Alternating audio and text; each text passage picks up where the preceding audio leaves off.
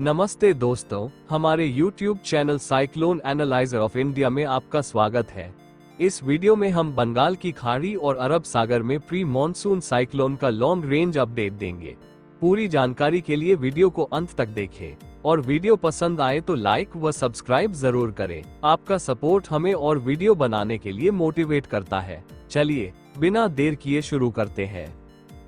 इस वीडियो में हम आपको El Nino southern oscillation, ENSO, Indian Ocean dipole, IOD, cyclone की संभावित तीव्रता, बनने का क्षेत्र और लैंडफॉल या रिस्क जोन प्रेडिक्शन पर छोटे छोटे अपडेट देंगे। चलिए एक एक करके जल्दी से बात करते हैं। ब्यूरो ऑफ मीटियोरोलॉजी (BOM) के ताज़ा एनसो अपडेट के अनुसार एल नीनो की स्थिति अप्रैल के आखिर से मई के पहले हफ्ते के बीच बन सकती है और मई के आखिर से जून की शुरुआत तक और मजबूत हो सकती है। ये 2023 जैसी स्थिति है जब मई जून में बंगाल की खाड़ी और अरब सागर दोनों में बड़े साइक्लोन बने थे, जैसे बंगाल की खाड़ी में साइक्लोन मोचा और अरब सागर में साइक्लोन बिपरजॉय। इसी तरह ब्यूरो ऑफ मीटियोरोलॉजी (BOM) के ताज़ा IOD अपडेट के अनुसार मई के पहले हफ्ते से न्यूट्रल IOD से पॉजिटिव IOD की ओर शिफ्ट हो सकता है, जो जून जुलाई में और तेज हो सकता है। ये भी 2023 जैसा पैटर्न है जब न्यूट्रल से पॉजिटिव IOD में बदलाव ने प्री मॉनसून सीजन में खतरनाक साइक्लोन बनने में मदद की थी। अब बात करते हैं कि सिस्टम कहां बनने की सबसे ज्यादा संभावना है।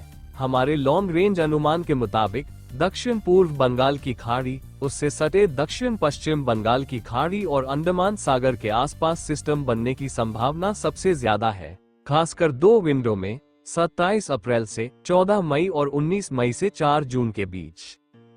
अरब सागर के लिए हमें उम्मीद है कि सिस्टम दक्षिण पूर्व अरब सागर और उससे सटे दक्षिण पश्चिम अरब सागर के ऊपर बन सकता है, जहां इसकी संभावना काफी ज्यादा है। हमारे लॉन्ग रेंज विश्लेषण के अनुसार सिस्टम दो विंडो में बन सकता है, 12 मई से 25 मई और 2 जून से 16 जून के बीच। अब बंगाल की खाड़ी और अरब सागर में प्री मॉनसून साइक्लोन की इंटेंसिटी पर हमारा एनालिसिस है। हमारे लॉन्ग रेंज अनुमान के मुताबिक कम से कम 2 साइक्लोन बन सकते हैं, एक बंगाल की खाड़ी में और एक अरब सागर में, और दोनों में ताकत बढ़कर कैटेगरी 1 साइक्लोन बनने की क्षमता है। चूंकि यह एक लॉन्ग रेंज आउटलुक है, इसलिए हम साइक्लोन की सटीक इंटेंसिटी का फोरकास्ट नहीं दे सकते, क्योंकि कई वायुमंडलीय और समुद्री फैक्टर जैसे समुद्र की सतह का तापमान, SST, कम wind shear, ocean heat content और वेस्टर्ली विंड बर्स्ट को तेजी के लिए अनुकूल रहना जरूरी है। अगर ये स्थितियां अनुकूल बनी रहती है, तो साइक्लोन तेजी से मजबूत होकर एक स्ट्रॉन्ग साइक्लोन कैटेगरी 3 या उससे ऊपर बन सकता है। इसी तरह अगर साइक्लोन तेज विंड शेयर के दौरान बनता है तो सिस्टम कमजोर पड़ जाता है और तेजी से इंटेंसिफिकेशन नहीं हो पाता। कुछ साइक्लोन अपने कोर के छोटे और कॉम्पैक्ट होने पर तेज विंड शेयर में भी मजबूत हो जाते हैं, लेकिन ज्यादातर बार साइक्लोन कमजोर ही रहता है। ऐसे मामलों में आमतौर पर इसकी इंटेंसिटी साइक्लोनिक स्टॉर्म से लेकर सीवियर साइक्लोनिक स्टॉर्म तक रह सकती है।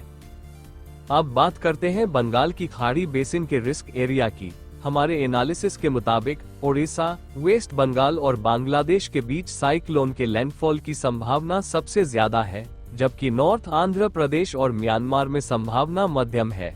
तमिलनाडु, श्रीलंका और दक्षिणी म्यांमार में साइक्लोन लैंडफॉल की संभावना कम है।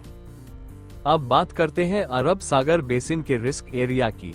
हमारे एनालिसिस के अनुसार गुजरात और ओमान के तटों पर साइक्लोन लैंडफॉल की संभावना सबसे ज्यादा है, जिसमें गुजरात की संभावना ओमान से भी अधिक है। यमन, महाराष्ट्र और पाकिस्तान के कुछ हिस्सों के लिए संभावना मध्यम है, जबकि बाकी क्षेत्रों में संभावना कम है। चूंकि यह एक लॉन्ग रेंज आउटलुक है, इसलिए सटीक लैंडफॉल लोकेशन बताना आसान नहीं है। जैसे आप देख रहे हैं, ये बंगाल की खाड़ी और अरब सागर में बन सकने वाले प्री मॉनसून साइक्लोन्स के संभावित ट्रैक्स हैं।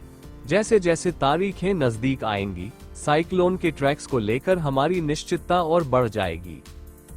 बंगाल की खाड़ी और अरब सागर के साइक्लोन्स पर हमारा लॉन्ग रेंज अपडेट यहीं पूरा होता है। आने वाले दिनों में हम और अपडेट्स शेयर करेंगे, तो जुड़े रहिए। वीडियो पसंद आए तो लाइक करना न भूलें और सटीक जानकारी के लिए चैनल को सब्सक्राइब कर लें। देखने के लिए शुक्रिया। आपका दिन शानदार रहे।